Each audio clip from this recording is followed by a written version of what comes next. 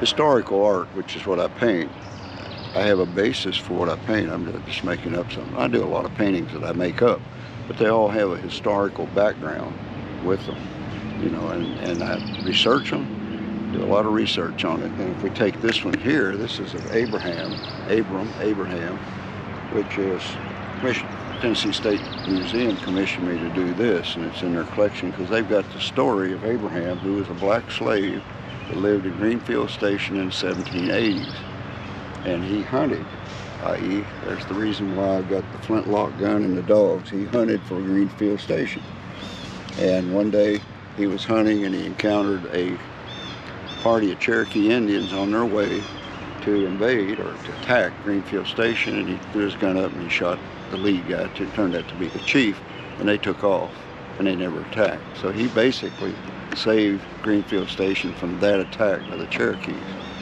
And when I was 4 and 5 years old, you know, during the war, the Great War, my mother drew pictures for us, and that influenced me to become an artist at that point. I remember 4 years old, I can still remember that to this day. She drew Gordon potato chip trucks and horses, and those two things in her lap. And that's what probably started me to become an artist through that. And I've drawn all my life. I've done, like a lot of watercolors, I've painted wash, acrylics, casing, and then eventually oil. Well, I started out in oil in art school, and then I evolved through all of those mediums and came back to oil, and that's what I've been painting in since the late 1900s. Okay, that's Gateway to the West. Daniel Boone leading the settlers through the Cumberland Gap in the early 1700s. And you know the history of Daniel Boone settling Kentucky and so on like that. But I was commissioned to do this for the National Park Service, and actually now for Cumberland Gap Park, you know. And the original now is hanging in Congressman Hal Rogers' office in Washington. So eventually I hope it's coming back to the park. But anyway, I painted Daniel Boone and about 30 people, you know, that he was leading at that time.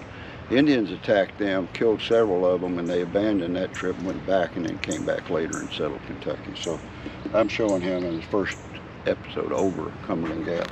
That's right here. You know, you get into all the background history of things, and that's what's a lot of fun of it. So I went to Cumberland Gap. They assigned a park ranger to me, and we went over the trail, the actual wilderness road, which was just then being redone because it had been gone for all. It's been a highway over that all those years. They did away with that highway, and then they came back and redid the wilderness road.